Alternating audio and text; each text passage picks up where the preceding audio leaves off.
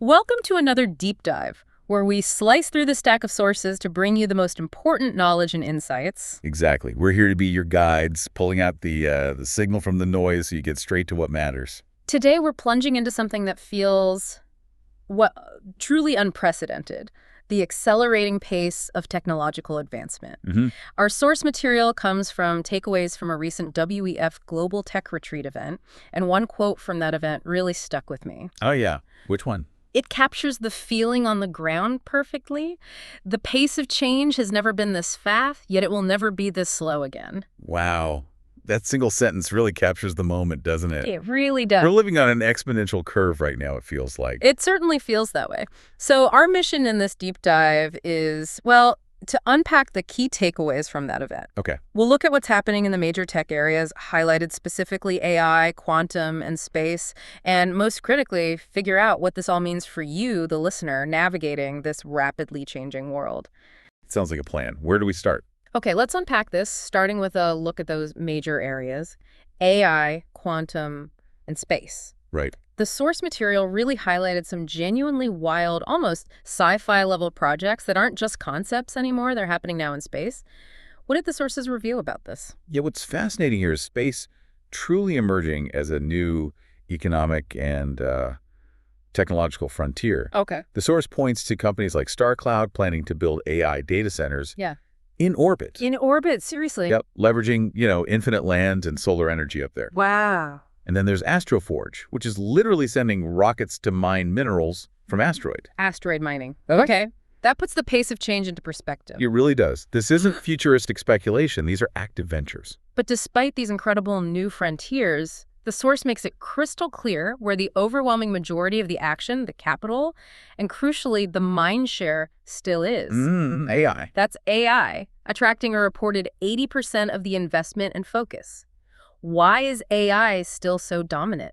Well, the fundamental reason is AI's nature as a horizontal technology. Horizontal meaning. It doesn't just improve one thing. It has the potential to transform everything. Yeah. Because of that, the demand for the underlying infrastructure is relentless. And that means building data centers at an incredible pace. The source mentions some companies taking different approaches to this build-out. I think Crusoe and CoreWeave were examples. That's right. What's unique about what they're doing compared to, say, the more traditional players? So they're building directly into bare metal, meaning they're accessing the raw computing hardware directly Okay. and skipping virtualization, which is that software layer creating virtual machines. Right. This direct access gives them a significant token per second, or TPS, advantage over players who rely more heavily on virtualization layers, like Microsoft, for instance. So faster processing. Exactly. It shows innovation is still critical, even at the foundational level. Yep. That level of innovation is definitely key to rapid scaling.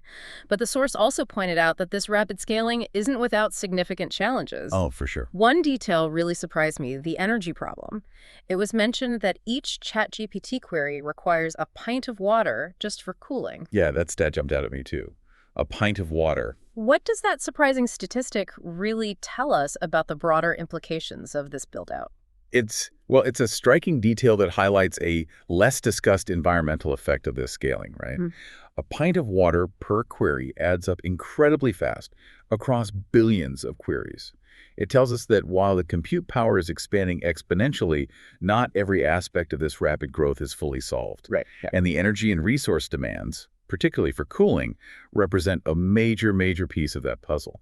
It's a critical challenge that needs addressing for, truly sustainable growth. Moving beyond the raw technology and its infrastructure, the source highlighted a really important sort of higher-level topic: national sovereignty in the age of AI. Ah, yes. Big one. It seems countries are increasingly focused on having their own large language models, their own LLMs. Absolutely. And this raises a fundamental question for most nations. I mean, not everyone has the technical or financial might of China or the U.S., right? Exactly. So if you're a smaller country, who do you strategically partner with to train those foundational models? It's really about technological independence and control over your own data. And this ties into a concept that's apparently gaining traction: The virtual digital embassy. Can you explain what that means in this context? Yeah, it's basically the idea of creating a secure digital space for a country's data and digital assets, Okay. ensuring they remain within that nation's perceived digital borders, regardless of where the physical servers might actually be located. Mhm. It's all about establishing digital sovereignty. Got it. And the source gave a concrete example of this kind of international collaboration, didn't it? It did, yeah. It Hmm. pointed to the UAE actively building local LLMs for 5 different countries, including significant ones like India and Kazakhstan. It's a clear demonstration of these partnerships forming to meet that national desire for, well, self-reliance in AI. There's also a fascinating, maybe slightly provocative strategic debate mentioned, captured by a quote attributed to NVIDIA's Jensen Huang. Do you addict them or starve them? Ah, that quote, yes. What's the thinking behind that strategic framing regarding AI diffusion? Well, the perspective presented is really rooted in global competition, with a large percentage, reportedly 50% of AI engineers based in China. Half. Wow. Yeah. Yeah. So there's this strategic dilemma. Do you addict them, basically making them reliant on American technology and chips, integrating them into your ecosystem? Right. Or do you starve them by imposing constraints, limiting access, but potentially risking them working around those limitations and innovating even faster? And creating more competitors. Exactly. Yeah. Ultimately creating more sophisticated competitors like DeepSeek was mentioned as an example. It's a really high-stakes strategic calculus. That certainly is a complex geopolitical layer to all this. Now let's maybe shift gears and look at enterprise adoption. Okay. The aspiration within traditional companies is clearly AI first, but is that the reality on the ground? Well, the source suggests that while the aspiration is high, only startups are truly close to operating as AI-first native organizations right now. Traditional companies, not quite there yet. So where is AI actually seeing the fastest adoption within those larger, more traditional companies then? It seems to be happening in specific, targeted functional areas where AI can provide immediate, tangible value. Like, The source highlighted coding assistance, customer service, marketing automation, and CRM customer relationship management. right, CRM. Yeah, Salesforce's Agentforce was mentioned as an example in that CRM space, so specific tools for specific jobs. And the source notes that the biggest barrier to broader adoption isn't actually the technology itself, which is increasingly accessible. What is the primary hurdle? It's culture. Culture and governance within these large organizations. Culture. How so?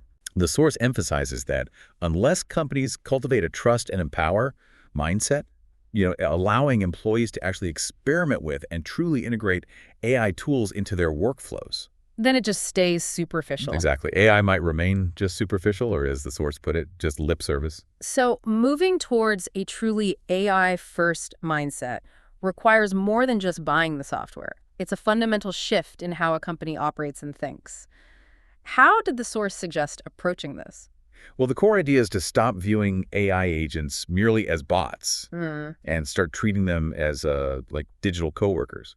The analogy was pretty good. Human is the jockey and AI is the horse. I like that partnership. Exactly. It's about partnership where the human provides direction, judgment, and the AI provides the brute force processing and execution. That definitely reframes the relationship. How does that partnership translate into changing day-to-day workflows, though? Well, workflows need to be re-architected, basically.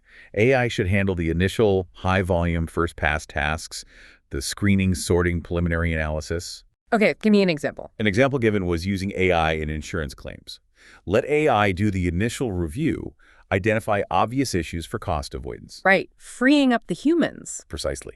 This frees up the human experts to focus on the more complex cases, the exceptions, the work that truly requires human critical thinking and, relationship building. It's about leveraging AI to augment, not just automate, human capability. Speaking of augmentation and physical tasks, another frontier the source pointed to was physical AI, essentially robots. Robotics. Yes. What makes this different from the text-based AI we've been discussing? Well, this is a fundamentally different challenge, isn't it? While text LLMs have the vastness of the internet as their training data, Right. robots operating in the real world have much more limited access to structured visual and spatial data. Teaching a robot to navigate and interact with the physical world is just incredibly difficult. So how are researchers and startups trying to tackle this physical data problem? Several approaches were mentioned. Startups like World Labs, stemming from Stanford's Fei-Fei Li's work. Oh, Fei-Fei Li, right. Yeah, they're focused on collecting and structuring this real-world data. But interestingly, The source noted that scientists are also finding success using synthetic mechanical data, Synthetic data. Meaning? training robot models entirely in simulated environments. And apparently, they learn just as well this way, which could be a huge deal for overcoming that data scarcity issue. That is interesting. And I even saw a mention of blockchain projects getting involved in this space somehow. Yeah, believe it or not, companies like Oki Labs are reportedly using blockchain to incentivize the creation of shared spatial maps. Shared maps for robots. Kind of. Imagine a network of robots contributing to a common understanding of a physical space, allowing for better multi-robot collaboration. Pretty clever. Okay, so when we think of robots, sci-fi often puts humanoids in our heads. Yeah. But where did the source suggest we'll actually see the mass adoption of physical AI first? Yeah. Despite the sci-fi dreams, the expectation is still primarily in factories. Makes sense. Structured environments. Exactly. That's where structured environments and repetitive tasks make them most immediately applicable and economically viable. But the capabilities are growing. Oh, absolutely. The AI capabilities of these robots are advancing rapidly. It's moving beyond just heavy lifting or simple assembly. Like what? The source mentioned them tackling softer and more nuanced tasks, even something as intricate as sewing sweaters. Sewing sweaters. Wow. Yeah. It indicates really increasing dexterity and perceptual ability in these machines. Let's talk about the money fueling all this innovation. From a venture capital perspective, what's it like trying to invest in this space right now, especially with thousands of AI applications and agents popping up? It's definitely a challenging environment to navigate for VCs. There's a strong expectation that in many specific AI application verticals, think diagnostics or legal tech, it will likely become a winner-takes-all or winner-takes-most market. Gotcha. Any examples mentioned? Yeah, the source mentioned open evidence in diagnostics and Harvey AI in legal as examples of players trying to capture those specific verticals. But are these AI agents truly ready for prime time across the board yet? You hear a lot of hype, but... That's a great question, and according to the source, not quite yet. A current challenge is that many AI agents just aren't accurate enough for widespread critical use. The time frame suggested was potentially another, say, 6 months before they become reliably usable in many applications, and perhaps relatable to some listeners. Let me guess. Still waiting for that perfect AI personal assistant. You got it. People are still waiting for their truly functional AI personal assistants. So, yeah, still some ways to go on reliability. That's a useful dose of reality. But interestingly, the source mentions some VCs aren't just funding AI, they're actually using it themselves in their investment process. Absolutely. Particularly some family office capital, which often has a longer-term view, right? They are reportedly agentifying their own internal processes like investment screening and due diligence. Using AI to screen investments. Yeah. Using AI agents allows them to evaluate a vastly larger number of companies, up to 10,000 a year was cited, than a human team could possibly manage. That's incredible volume. It is. And this allows some to strategically choose to invest later, perhaps at Series B or C funding rounds. Which are later stages for those listening. Right, later stages compared to the initial seed or Series A funding. They can wait until the technology and market fit are clearer and the risk-reward profile is maybe more defined rather than jumping in at the very earliest, riskiest seed stage. That point about family offices and later stage funding ties into another theme frequently discussed at this deep tech community event the source came from: patience capital. Patience capital. Crucial in this space. What is that exactly, and why is it so important for these kinds of, deep tech projects? Basically, patience capital is investment that understands and is genuinely committed to the long timelines often required for truly breakthrough technologies to mature and become commercially viable. So it's not just about the money. Not at all. Finding the right VC isn't just about the check size. It's about the stage and life cycle of their specific fund. A fund nearing the end of its life with only a couple of years left isn't going to have the patience needed for something that might take a decade or more to pay off. Right, that makes sense. So while the initial pitch might focus on the big idea, the TAM, total addressable market, and the founder, what becomes more important for VCs when these deep tech startups hit the trial or pilot stage? Well, once they're actually trying to prove out the technology, the metrics definitely shift. Results become paramount. Okay. But critically, they need to be presented in a way VCs can easily digest and evaluate.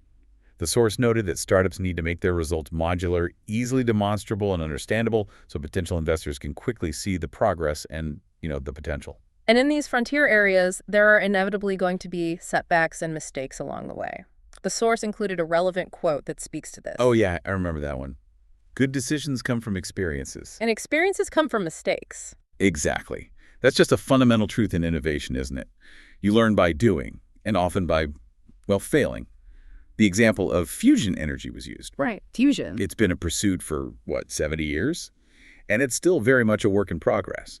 That's a testament to the long-term nature of some deep tech. Quantum computing is definitely another area requiring that kind of patience. What was the timeline assessment for quantum mentioned in the source? When might it impact things like crypto? The source suggested it might be another maybe 10 to 15 years before quantum computing reaches a point where it could potentially break current cryptography, like the kind securing Bitcoin. 10 to 15 years. Okay. Though it's really worth noting that researchers are already actively developing post-quantum cryptographic solutions to address that potential future vulnerability. So people are working on the fix already. So the immediate threat isn't quite here, but the preparation is definitely underway. What's the real transformative potential of quantum computing further down the line beyond just breaking encryption? Yeah, breaking codes gets the headlines. Yeah. But its true power lies in its ability to perform certain complex calculations exponentially faster than even the most powerful supercomputers today. Exponentially faster. Right. And this processing capacity will unlock the ability for humans, and increasingly AI working alongside humans, to tackle problems in other last frontiers that are currently computationally intractable. Like what kind of frontiers? Think revolutionary medical advances, designing new materials from the atom up, maybe even a deeper understanding of the human brain, potentially leading to significant progress in brain-computer interfaces. Wow. That's the long-term, truly exciting promise of quantum. We've covered a huge amount of ground, haven't we? From data centers in space to the intricate steps needed for robotics to evolve. We really have. The discussion at this WE event also touched on something that moves beyond the purely technical and gets, well, philosophical. It wrapped up with a question that really makes you pause. Humans ask a lot from AI, right? We expect it to perform tasks, solve problems for us. But should we care about what AI wants? Whoa. That question really flips the script entirely, doesn't it? It does. It moves beyond simply viewing AI as just a tool. The source mentioned that researchers are reportedly collecting physiological data on human emotions. Physiological data? Why? Essentially trying to teach AI how to feel, or at least understand and potentially simulate emotional states. Teach AI to feel.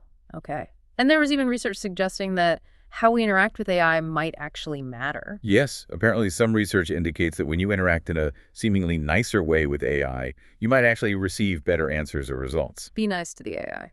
Well, while correlation isn't causation, it opens up these intriguing possibilities about the dynamics of human-AI interaction as these systems get more sophisticated, This goes way beyond just having a human in the loop to monitor AI then. It really does. It leans much more into that vision of AI as genuine digital coworkers.